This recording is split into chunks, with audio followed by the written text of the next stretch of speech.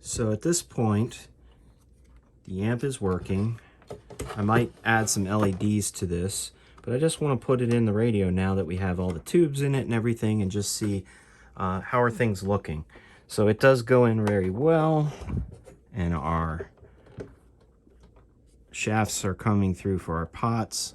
We're going to trim those back, so I'll show you how I do that. But yeah, we're looking good in the radio. So there's a few more things I want to do to finalize this. It's just what I do is, one, we're going to do some labeling, and I'll show you how I do my labeling. There's many ways to do that. We need to cut off the excess length of the pots so that our knobs will fit. If I want to use these original knobs that came with this radio, I might have to get a little creative, because these are what are called D shaft knobs. It kind of looks like the letter D.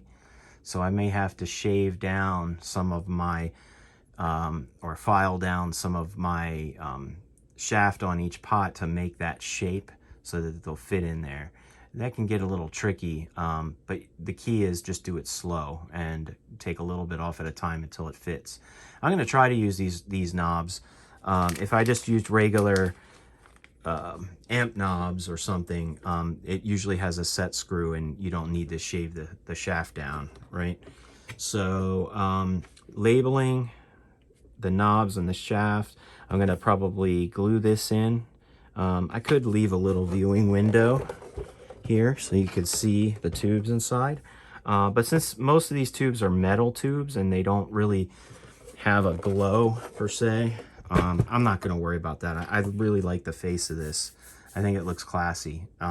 One thing I'm going to do is put an LED up here to light the face up though, and I'll show you how to do that. So we need to add a LED to the circuit.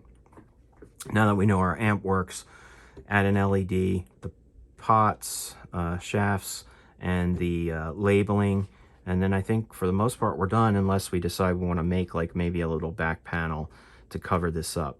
I'm not sure what I'm going to do yet. The other thing is we're going to have to mount the chassis in here so that it doesn't move around on us. And the way I've decided to do that in this thing, this is Bakelite and it can crack really easily. So I want to try to avoid adding different brackets and stuff like that, because it's just more chances that I can crack something. So I think what I'm going to do is, since I added these wood supports, I'm going to drill holes through the bottom of this and screw in 2 screws on each side here for the bottom. Okay, so that's how I'm going to do that, but I'm going to wait on that step until I get some of this other stuff done. Essentially what I'll do is drill 2 holes over here and 2 over here and put a couple screws, and that'll keep the chassis nice and sturdy inside this unit. It won't bounce around on us. So I think I'm going to saw these off, right, and shorten these to get it ready for the knobs. Just since it's something easy and quick I can get out of the way right now. So I just want to make sure that everything's sort of centered, that the chassis is pushed all the way in. Make sure that my knobs are, my shafts are sort of centered in there, and push it as far forward as it'll go.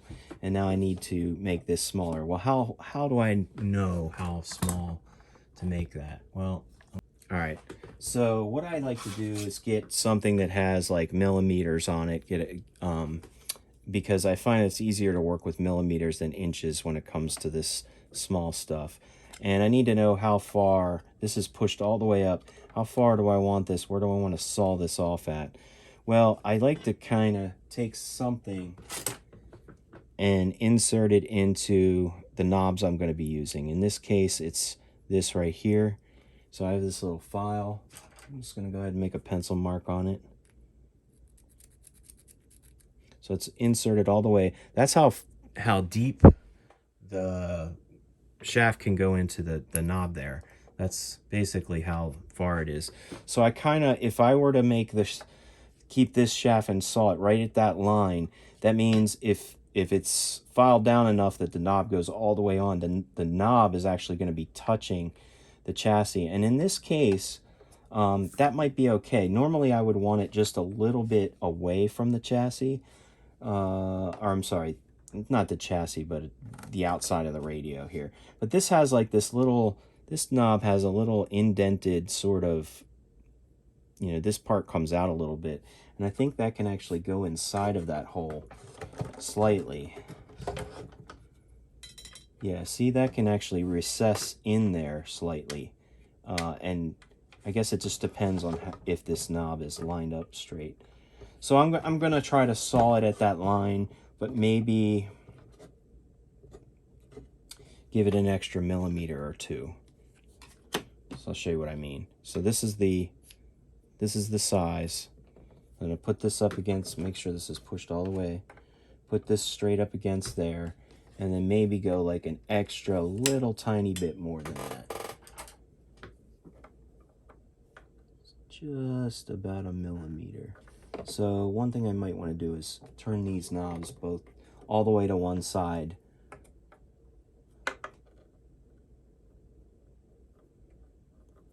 I'm going to make a nice pencil mark there, and I'm going to come over here. Just make sure this is, I feel like this isn't even. Yep, that looks good. And then this one has to go a little bit too. I can always take a little bit more off, right? So I don't want to make them too short. These actually may be a little long. I might not want to push the knobs all the way on. So I'm going to make them a little extra long for now, just in case it's harder to put something on there than take it off. But I think that's about right. So I can just double check my measurement here and see that's about 10, 11, 12, 13 or so millimeters. And on this side, 10, 11, 12, 13. So that they're about even. Okay? Now we can take this out. And if you have a Dremel tool, that would really help. But I'm going to do this by hand, right? You don't need all the fancy tools if you don't have the money to buy them, or you're not going to be doing this all the time. Dremel tool is nice to have because you could just basically saw these right off. But I'm going to use a handsaw for this. All right, so I have a couple different kinds of saws here. I have this coping saw. I've got, this is just a cheap dollar store saw, right? It just has one of these blades that goes right in like that, although I think this one's broken. Yeah, I think the plastic came off of that. This is sort of the same thing, this cheap little thing from Ace Hardware, right? That's all you need. You don't have to have a Dremel. It would be a little faster and easier with a Dremel, but I'm going to saw off this little bit. This is only about 1/4 inch, so it's going to be really hard because pots can turn on you. Although this is the power pot, so when it's in the off position, it should stay steady. But what I'm going to do, because there's just such a little bit I have to take off, yeah, I'll just use this. So what I can do is just to hold it, instead of using my fingers, just to hold it from turning on me when I do the sawing. So I'm going to leave a little bit of room there. And actually, I'm going to do it where this thing is flat. There we go. Okay. That'll kind of hold it while I'm sawing it. Another nice thing you could do is put a dab of oil on there. It'll make the cutting go a little bit smoother. I'm going to move this closer to the edge of the table here. So what I'm going to do is I'm going to use the coping saw first and basically just start to make a mark so that I have something to get started. Now I'm going to put a little bit of oil. This is that cutting fluid. It's just like a thin oil, right? But household oil would work fine. It's just going to help things go a little bit faster. So I'm not using a lot of downward pressure because I don't want to, damage the actual pot itself. But basically just take my time, and this should go straight through. And again, this one should work as well. This one's a little bit rougher, I think. Yeah, see those ridges there? I'm going to stick with the coping saw. Either one will work fine. I've done it with both, but I think because I started it with the coping saw, the blade is thinner than that blade. So I'm just going to keep going. And again, this is just to show you that if you don't have a Dremel or like a metal cutting tool, this will work just as well. So just having this extra clamp on there is helping me hold it, keeping my fingers safe. I'm about a little more than halfway through already, so it only takes a minute to get this done. I'm sorry the table's shaking here, but keep going, keep going. Almost there.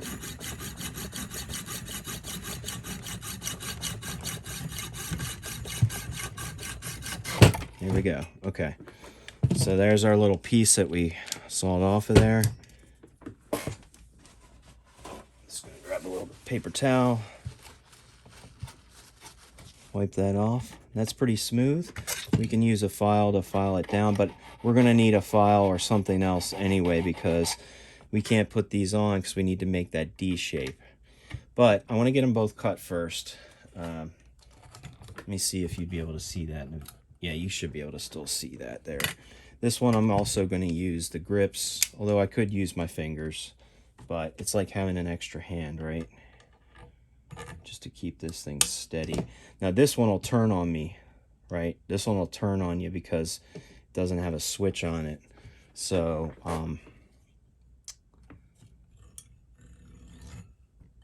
just going to go one direction to kind of get a groove started.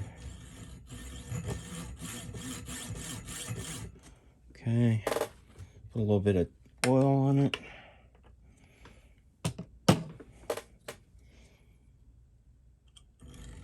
And I'm just going to support it with my hand a little bit. I know you can't see that now, so let me see if I can move this over.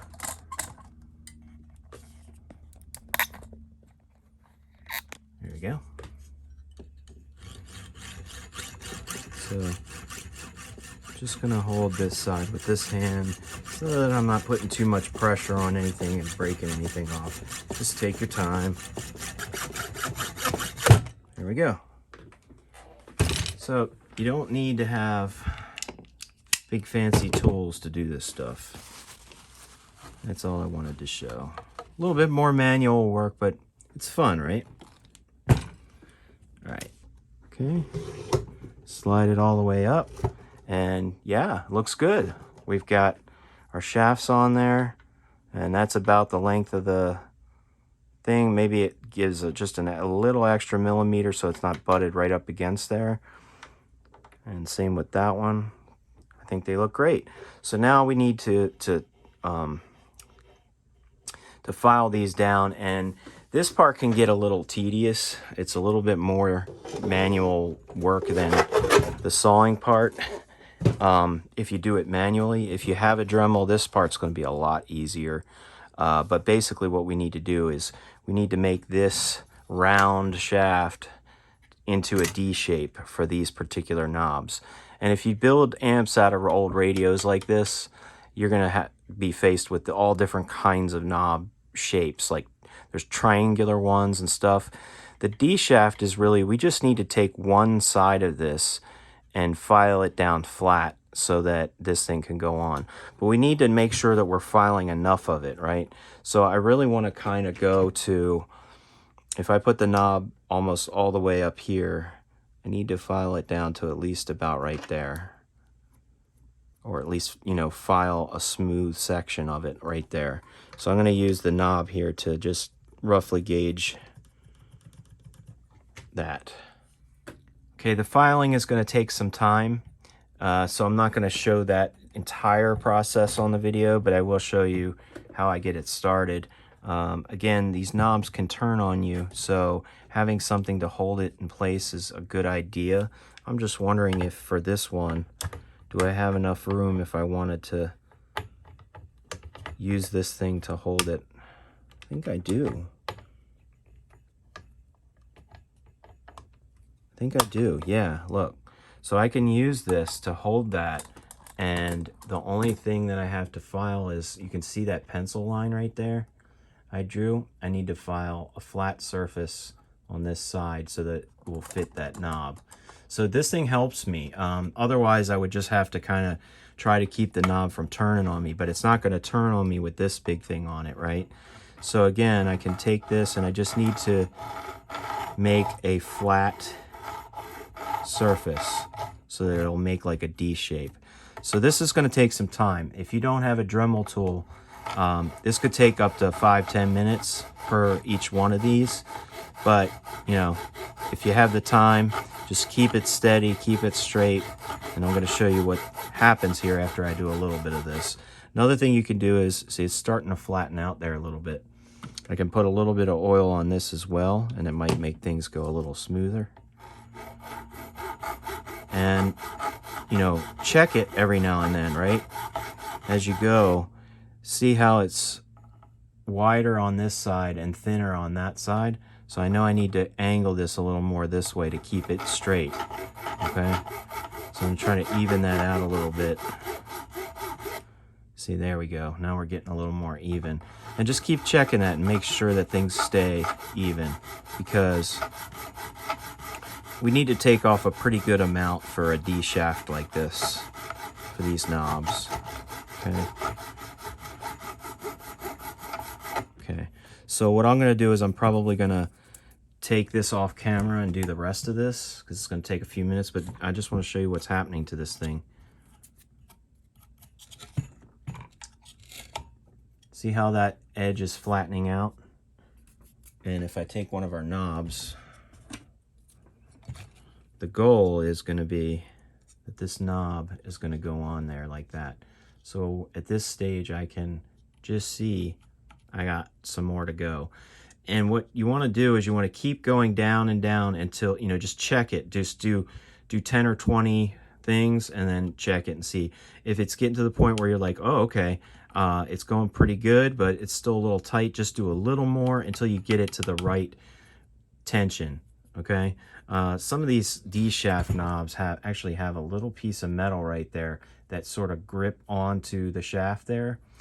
There's no set screw with these, which means there's no screw on the side where I can tighten it up and keep it on the shaft. So it's relying on the tension of the shape of this to hold it in place. If I do too much, then it's gonna be very loose on there, right? It'll allow you to turn it, but it could just pop off.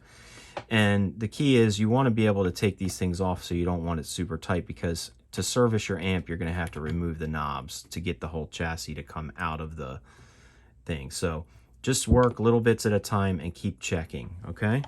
So I'm going to do the rest of this one and I'll come right back. So I've gone about 2 more minutes on the filing, and I'm getting down to that spot where it's starting to get close.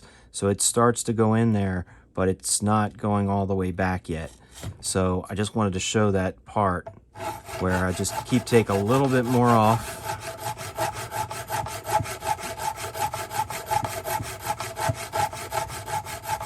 And keep checking. So there's our D shape. Okay. Pop that on and just wiggle it a little bit. I want it to be somewhat tight, but it doesn't have to be crazy tight. So it's not going past that point.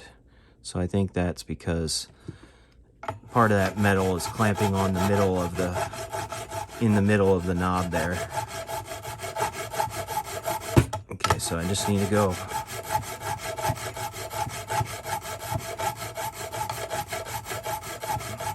If you're not sure, just go about 10 to 20 seconds at a time of filing and then recheck. Okay, that's pretty good. But for some reason, it is not going past there. Let me check the other knob, because there were 2 of them.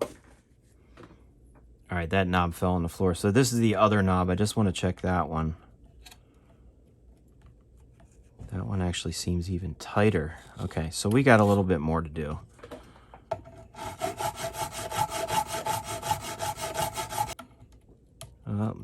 Yeah, there we go. See that? There we go. We're all the way on. Haha, perfect. And it still seems like it's pretty snug, right? That's not going to come off easy on me. I have to kind of wiggle it to get it off. So I'm comfortable with that one, at least with that knob. But this knob, let's see. That one's still having a little trouble, so I'm going to use this knob on the other pot, sorry. I'm going to use this knob on the other pot and use the one that is fitting perfect now on this one. Okay, so just see how I wiggle it on there. And it goes all the way on. Wiggle it off. Okay, good. Now I can release these grips carefully. Come on, babe. There we go. All right, let's see what that looks like. So you can see that shape went down, and we turned that into a D shaft for the D shaft knob. Okay, and let me do this side. I'm going to do the same exact thing. Since I have enough room here to put some grippers on, I'm going to do that because that worked really, really well. Okay, and I need to do the exact same thing on this one. So let me do that and I'll come right back. So this is the kind of stuff you might have to play with a little bit. I've filed this second one down quite far, maybe even a little further than the other one, and it's still not working right. So I just want to make sure that there's no extra little bits of plastic in this particular knob because I feel like it's getting snagged on something. So just kind of feel like it's getting snagged on like a little ridge inside there because it goes on, now it's going on about halfway, but it's not going any further. I feel like it's getting stuck on something. And this might actually be broken slightly, so that could be why. So I'm having a little more trouble with this one. Just keep going a little bit more. It's still not going. There it goes. Okay, I'm good with that. Okay, good. So that went up to about where my line was. Let's see what we got. Always do a test fit before you go on to the next section. Okay, so that goes in nice and smooth. We've got, this one actually looks like it's sticking out a little bit further. Maybe my measurement was a little off. I forget which knob I used on which. Oh yeah, I might have to shorten that one a little. Okay, I actually didn't saw off anymore. I just had to wiggle this the right way to get it on there, but I didn't saw it off. It was measured correctly. And here's our on-off. Here's our tone. And we're using the original radio knobs, and it looks pretty good. So yeah, I'm happy with that. I'm happy with the way that turned out. So let's take our knobs off. And again, if I look at it again and once I mount everything inside and it still seems a little long, I'll just shave off a little bit extra on that side. It still seems like that side's a little longer, but now that I got the knobs on right, I'm happy with that. Again, it's easier to take stuff off than it is to put it back on. There is a way to extend these shafts. That's a whole nother topic, but it is a pain in the butt, and I find it's not as reliable as using one solid shaft if you can. So, okay, so that's the knobs are going to be good. I think at this point I can either start on the LED light circuit or the labeling, and I think I'm going to do the LED circuit, so that's the last thing to wire in. I want that LED light to show right at the top of this guy, so let's do that next. Hey guys, welcome back. If you've been watching this series on this DLab Electronics Raven amp 3-watt guitar amp build, if you haven't seen any of the previous videos, I go through the entire build excuse me, kind of showing up all the parts needed, the tools needed to build this thing, you know, what goes into amp building and so on. This next section is going to be about adding an LED to your amp to light up something, right? In this case, I have this old cool radio. I want to light up the dial here with an LED light. So this video, it could be for anyone who wants to put an LED light into their tube amp. I'm going to show a quick, easy way to do that. And if you're following along with this particular build, I'm going to show you exactly like where I'm going to decide to actually, you know, wire this thing in and so on, right? All right, so first you need some LEDs, right? I wanted to show this first, though. This is a pilot light, just a standard pilot light assembly for a guitar amplifier. These are very common on Fender amps and lots of other amps, right? You'll see the little jewel, and you can swap these out for different colors and so on, and it'll have a little light bulb in there. So these lights are great for when you have an amp that has a front panel, right? Because then you can tell when your amp is on. You switch it on and off and the light comes on. And where these things get wired in are right to the heaters, right? So if you watch my other video on wiring the heaters to your tubes, right, to light up the filaments, this goes to the same thing. It's 6.3 volts to power one of these normal standard guitar amp pilot lights, right? Okay, so that's if you're using this. In this case, I don't really have anywhere to put this light, right? And it'd be kind of large if I was going to try to put an assembly up here to light up this thing. So an LED is going to work a little bit better in my case because it's smaller and I don't need a big assembly like this. So I'm going to show how to do that, okay? So typically with an LED, you want to power these on DC power, okay? However, in my case, in this case, I'm going to show you how to power these things on AC power, okay? And they can be powered on AC and work just fine in an amp like this. And we don't have to convert AC to DC. We can use our 6.3 volt filament tap to light up one of these LEDs. And if you have more than one, I can show that as well. All right, excuse me. Let's see. So we need LEDs. So where did I get this set from? Well, I got this off of Amazon. Just look up, you know, LED multi-pack or whatever, something like that. And what I like about this set is it gives you some of the values you're going to need for depending on which lights you're using, because all LEDs aren't made the same, right? They may have slightly different specs. So depending on the specs, just make sure you know when you buy them, like the voltages that are required, how many milliamps, and this MCD, I think, is the value of how bright it is, essentially. Like this UV one, 600 to 800 MCD, is going to be less bright than this 12,000 to 14,000, right? So that just kind of gives you an idea. But you're going to need to know those values. I'm going to show you where to put them in to a website calculator to figure out what resistor value you need for this, because we will need to put a resistor on before we get to the LED, okay? So first we need to choose our color, all right? So in this case, I have this cool amp. I've got this radio. I'm not going to put anything crazy like red or green or orange. Well, actually orange might work okay. But what I'm trying to do is just replicate this vintage look, right? So I really just want like a white light for this. I want to light up the radio as if close to what it was back in the day. So I like to use the warm white as opposed to the regular white. I find that it's a little more vintagey looking. It looks more like a light bulb you would put into a lamp versus a really bright sterile light you would see like in a hospital, right? So I need one of these guys. The warm white is what I'm going to use. And with an LED, all this is a diode, right? It's a light emitting diode. It's very similar to the diodes we already put in this amp. And you'll notice that almost all LEDs should have one lead is longer than the other. The longer lead is the positive lead. The shorter lead is the negative. And you can kind of see in this because it's clear. Well, it's kind of hard to see, but you can sort of see what's going on inside there. There's a little thing in there that lights up, right?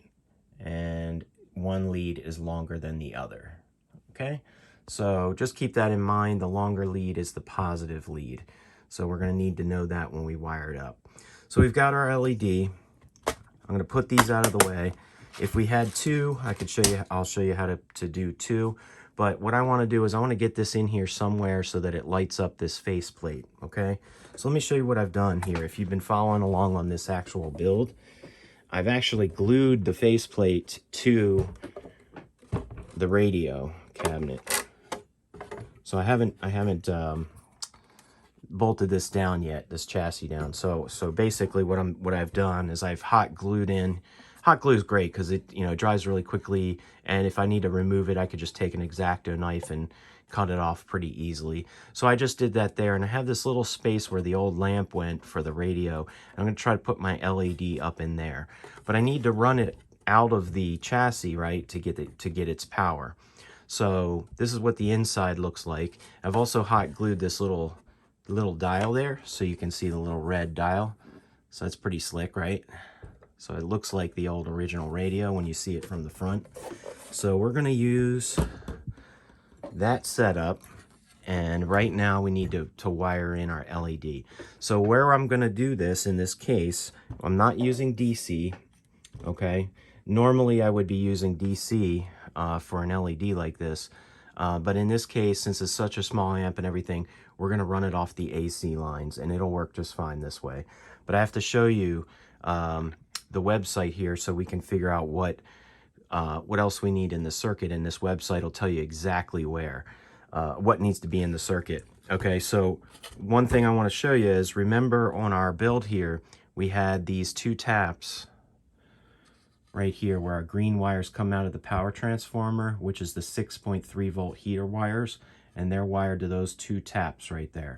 Then I have this wire coming off of here, orange and brown, going to the heaters of every tube. So we want to tap off of this line. So I landed these two green wires on these two terminal strips because then I can tap off of that and maybe drill a hole and put the LED through that right off of these two taps, okay? I could run it also off of one of the tube sockets. I could attach more wires here and run a wire over and go through the chassis. That would work just as fine, but I think I'm going to go off of these terminal strips. They're a little bit larger than these little tiny prongs, and some of these already have two wires in each prong, so it's just going to make more sense for me to go off these taps. Okay, once you have your LED selected, the color that you want, you need to come over to this website called ledcalc.com, C-A-L-C, ledcalc.com. And this will tell you exactly, based on the LED that you're choosing, what resistor you're going to need to put, and it'll actually even show you how to wire it up.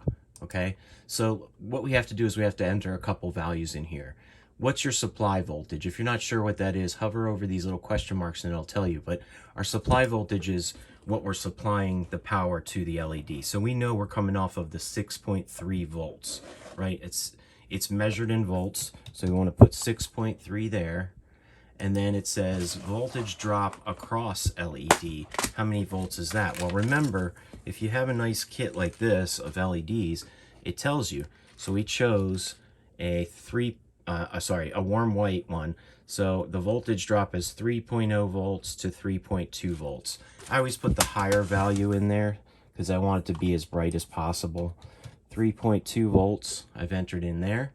And then the desired LED current is the 20 milliamps right there. That's the current, milliamps. Anything in amps is current related, okay? All of these are actually 20 milliamps, but the voltage does vary. Notice how the yellow is 2 volts to 2.2 volts is the drop. This one is 3 volts to 3.2 volts, okay? So you just have to put the right values in, and the current, again, I put 20 in. And how many LEDs do we want to connect to this circuit? I'm going to say 1, and I hit enter, and it shows me a little diagram with a battery, the positive side of the battery through a resistor. Here, I'm going to zoom in on this so you can sort of see this a little better. Through the resistor, right, to the positive end of the LED. It's hard to see that, I know, but there is a plus sign next to that LED and a negative sign, and the negative goes back to the negative side of the battery, okay? So that's all we need. If we were using 2 of these LEDs, you just pop a 2 in right over here, and you calculate, and it will show you how to run that circuit. So you'll see here, the plus comes out, and it splits off into 2 resistors, and each resistor's each LED's positive side connects to the resistor, and then they both connect together again here at this point back to the negative terminal. So that's how you would figure that out. Now, what resistor value is being calculated here? Well, let's go back to 1 resistor.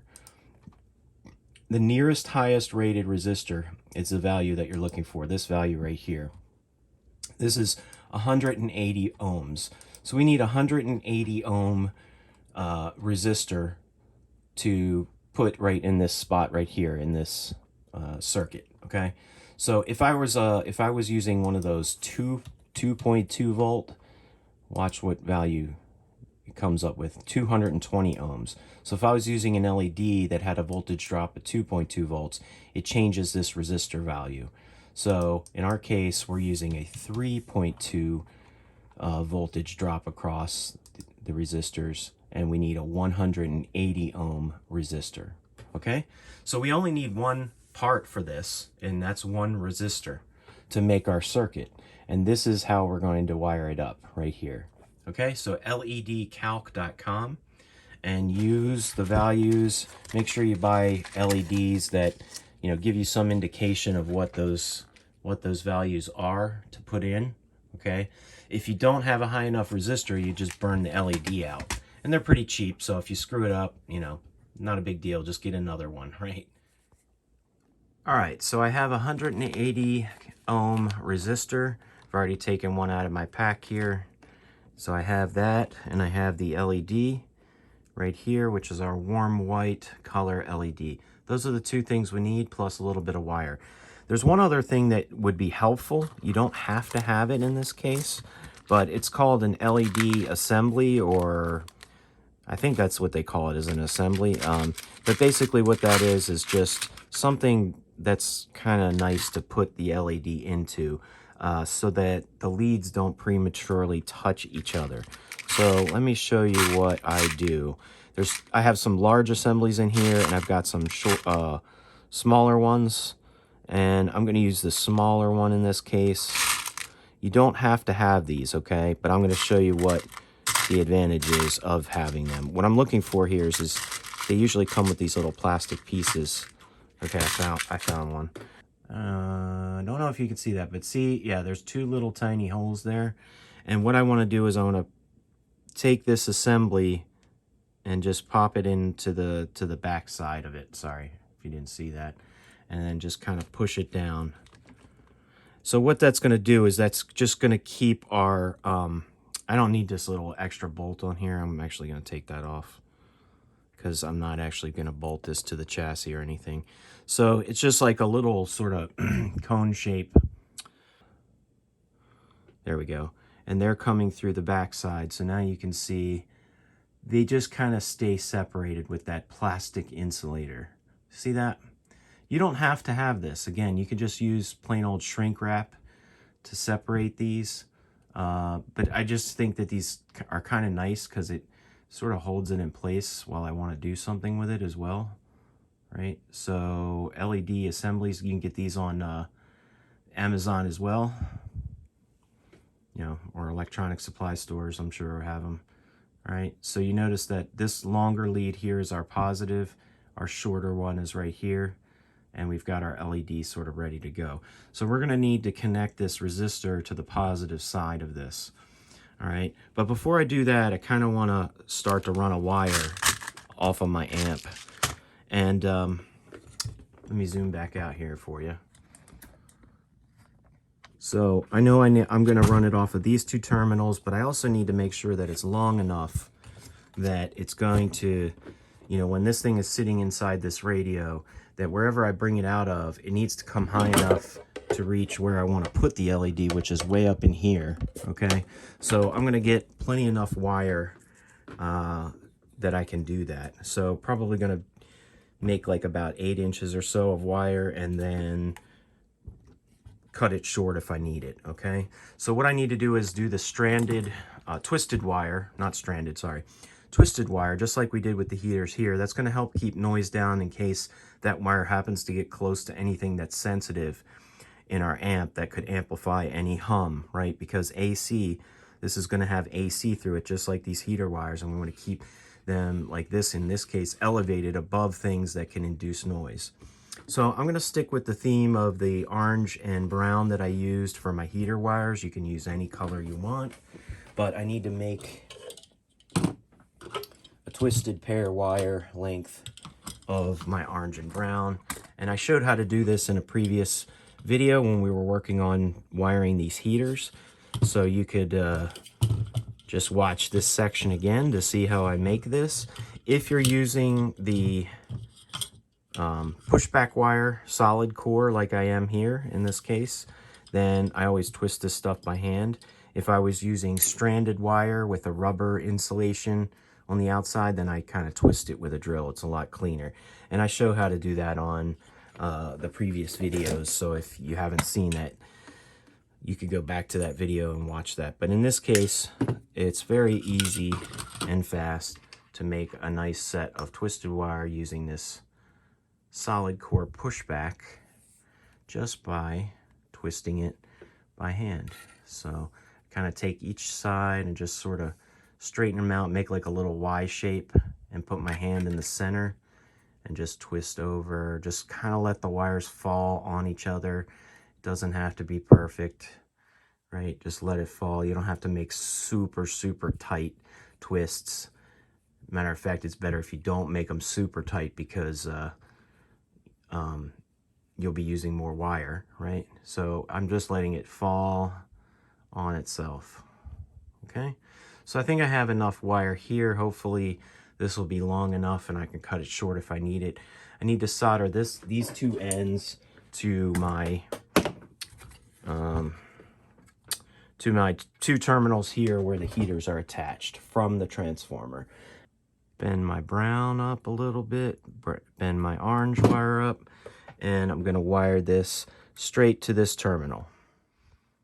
Okay, I soldered that off camera just because it's a little easier to do for me, but you can see the brown is soldered to the brown side here and the orange is soldered to the orange. And I just want to wiggle these around and make sure nothing's going to come loose on me and that I didn't loosen up these existing wires. So it looks pretty good. And what I want to do is, since I have a lot of room around here, I'm just going to drill a small hole to feed this wire through to the other side of the chassis, right? I just want to get it somewhere so that it, you know, will come up through so that I can hang my light up above here where the faceplate of the radio is, okay? So I do need to drill a small hole, so I just want to make sure that I have a nice clear area to do that. So I'm just going to put it right here. And remember, if you're drilling any holes, always use a punch tool. That is one of the things I stressed. So I'm not even going to measure this. I'm just going to kind of put it into an area where it's free and clear of other wires and things. So that's where I'm going to drill my hole. It's going to come straight out of this side. I just want to double check this side that it's not going to poke anything, right, when I drill. It's right here. It's perfect. It's not going to go through the transformer or anything like that. And let's drill it. So how large do I need to make this hole? Well, I do want to put a rubber grommet in there because if I'm drilling anything through the chassis where I got to feed wires through, I like to protect those wires from rubbing against the bare metal.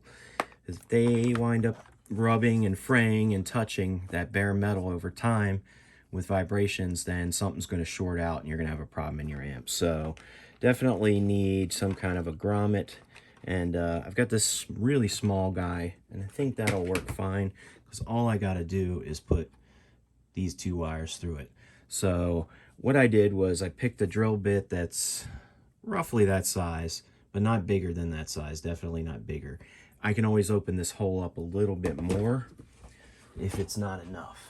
Okay, so I want to get a little bit of tapping fluid. Again, this is Magic Tap cutting fluid. It just makes drilling through this aluminum a lot easier. 1 drop will do. If you have some household oil, that should work just as well. But this stuff is really nice. It's kind of formulated for this stuff. All right, so I've got that in my drill point. I'm going to try to secure everything, drill my hole.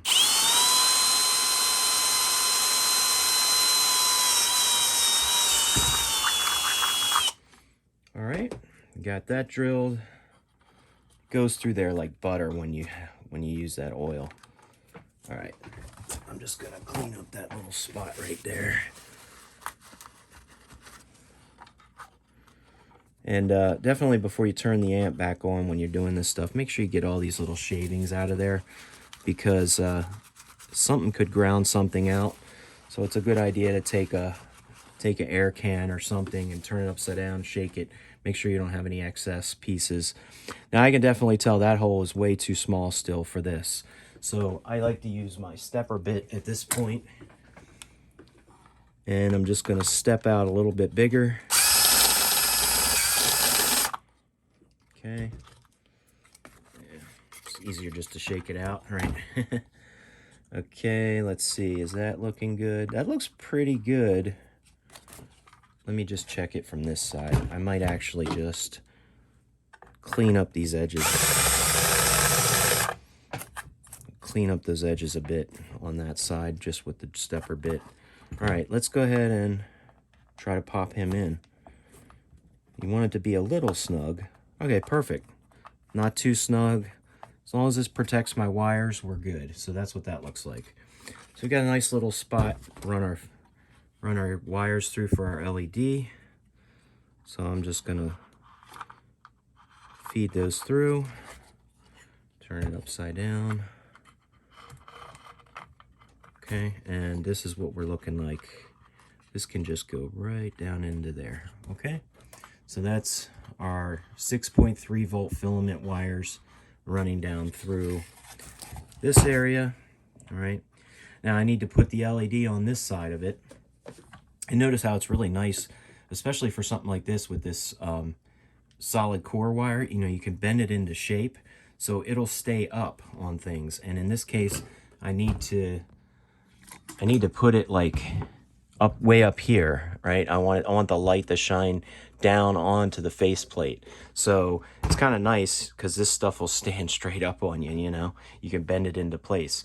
So let's see how much wire we need by doing a test fit. So in this case, I'm gonna pop this back in the chassis and push it all the way to the front, okay? And I'm gonna try to bring your camera angle down here so you guys can see this. Okay. See what I'm sort of doing here. So my wire's coming up through here, and I kind of want it to come over. I think what I'm gonna do is actually sort of bend it over this way and up. Okay, so I can kind of gauge about how much I need, and it looks like I can cut off about, I don't know, 2.5 inches. I don't need that much. Let's see what that looks like. I don't want this to be super long, but it's outside of the chassis. It's probably a very low chance it's going to induce any noise unless it was right next to a tube, but it's way in the front here, so it shouldn't make a difference. I think I can cut a little bit more off of that. So let me cut about another 1/2 inch to 1 inch. All right, yeah, that looks good. Okay, so we've got our length cut, and now we need to attach an LED to this. Okay, so in this case, we don't really have a positive and a negative wire. Not really. It's with these heaters, there's not really a positive and a negative. But you know how I ran one wire to all the pin 2s of the heaters and one to all the pin 7s of the heaters so that they were all the same? It doesn't really matter with LEDs unless you're putting multiple LEDs in the circuit. If you're putting multiple LEDs in the circuit, then you want to designate one of these wires as positive, because you may attach this positive to this, and then that may run in parallel with another LED, which runs with another LED, and so on. So I'm going to just say that my orange is positive in this case. It really doesn't matter. It should work both ways. So let's go ahead and I'm going to just trim off a little bit because I really don't need a whole lot here. Okay. Remember, resistors are not polarized, so you can use either end. It doesn't matter which end you use. And I'm going to make a little J-hook here. And I'm going to make a little J-hook here. Sorry, I just want to push back this wire a little bit so that I'm exposing the bare metal. Okay, and I need to clamp this down. So, you know, by making these little J-hooks, it's just gonna secure it that much more when I solder it. See how that's just holding there in place? That's not gonna come loose on you, and then you put a dab of solder on there and it's really gonna secure it, okay? So let's go ahead and solder that. Try to see if you guys can see this. Sorry if it's not perfectly focused in this spot, but you can kind of get the idea of what I'm doing. All right, so we want nice secure connection. And what I like to do is, because there is a piece of metal here, you know, this face plate in here, the back of this is just bare metal, and I don't want any of these parts of these leads to touch that metal, okay, because it could ground things out. So I'm going to put a piece of heat shrink on that and just protect it. So let's find a piece that will work, that will go over that whole LED. And I think this, I wonder if I can go a little bit smaller. Let's just see. Yeah, that should work. Okay, so we're gonna use this piece. Just gonna cut a length of it. And I might cover up that whole resistor, but that'll protect my connection there. All right, so we have this orange wire going to the LED. I can shave off a little bit of this, and this has to go to the positive end of our LED. All right, I'm gonna get a little bit larger piece of shrink wrap and just like prepare it, right? I'm gonna put it over this for shrinking later. I'll show you what I mean. It doesn't have to be super snug, but I do want to keep it away from the heat of my soldering iron. So I just pushed that down here just for the time being, okay? And then what I'm going to do is, once this is soldered, I'm going to push it back up over top of that. Okay. So I bent my positive lead of my LED, and I think I am going to do what I was originally thinking, which was get it soldered really close, and then I'll trim off any excess lead. Okay, so hopefully you can see that positive lead of the LED is being soldered to the resistor. All right, there's that connection, and I can just cut off this excess lead right there. Okay, so that's what it looks like right now. Okay, the resistor, sorry, the orange wire to the resistor to the positive side of the LED, and then I'm going to cover that up with this heat shrink. Okay, just to protect it. Okay. All right, so we made that really long. The only issue I'm having here now is I should have probably cut some of that short to bring this down, because we have to connect these together now. And that's okay. It doesn't have to stay twisted all the way to the very top. I think what I might do in this case, just to keep everything nice and straight, is I might extend this with something. I'm going to get creative here. Let's bend up a little J-hook here.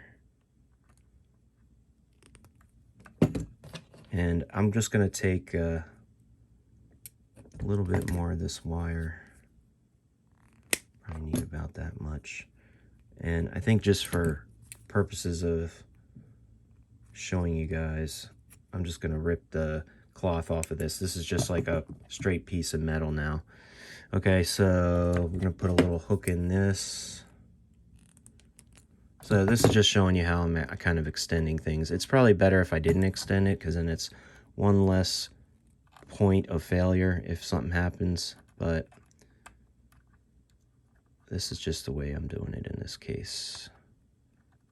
Just to show you how sometimes you got to improvise. All right, I'm having trouble crimping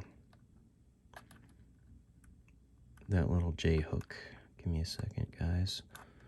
Okay, so I've got that on there. So I'm going to go ahead and solder that first, just to hold it in place.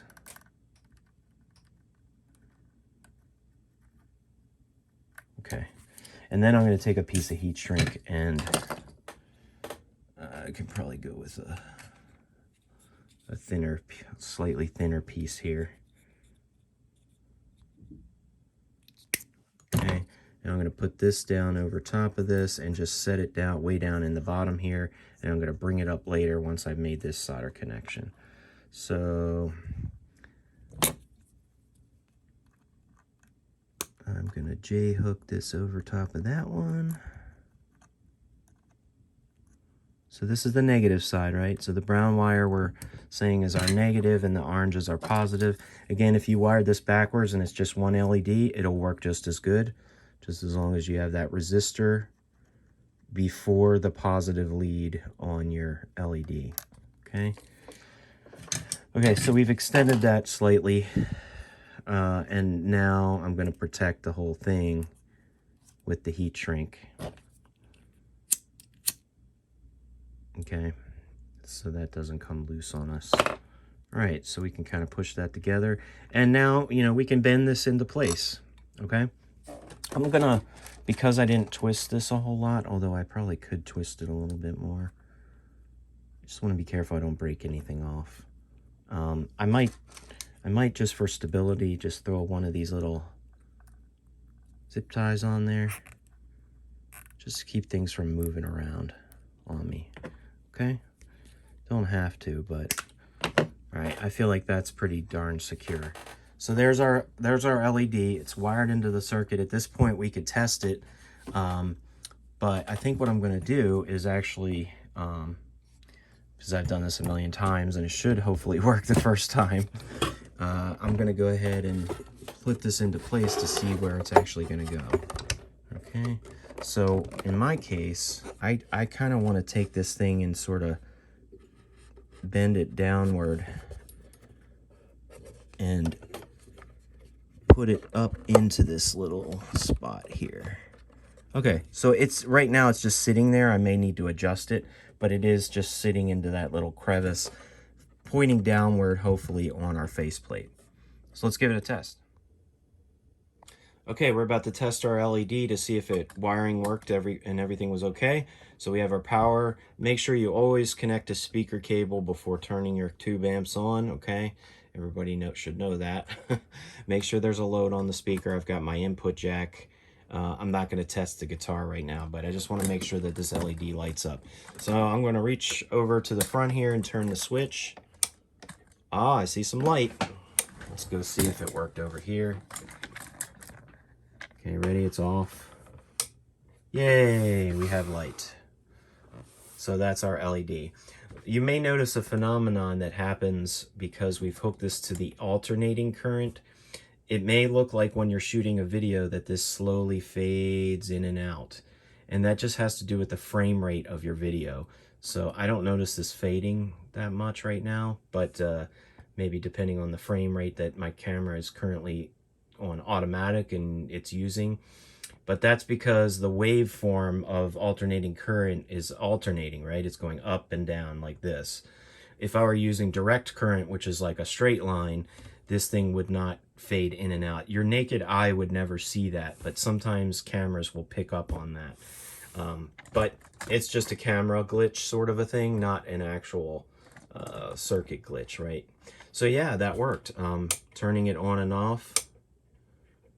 And of course I want to make sure I didn't mess anything up in my circuit, so I'll test this out with my guitar. But yeah, that looks pretty good. Now I just want to make sure that that stays in the right place.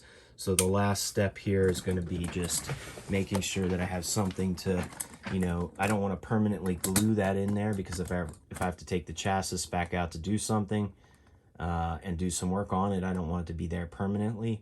So I could just let it sit up there, or I could maybe clamp it into place, bend that wire somewhere so it's clean and out of the way. But I'm going to worry about that later after I finish mounting the chassis. But that's how you wire in an LED into your amp.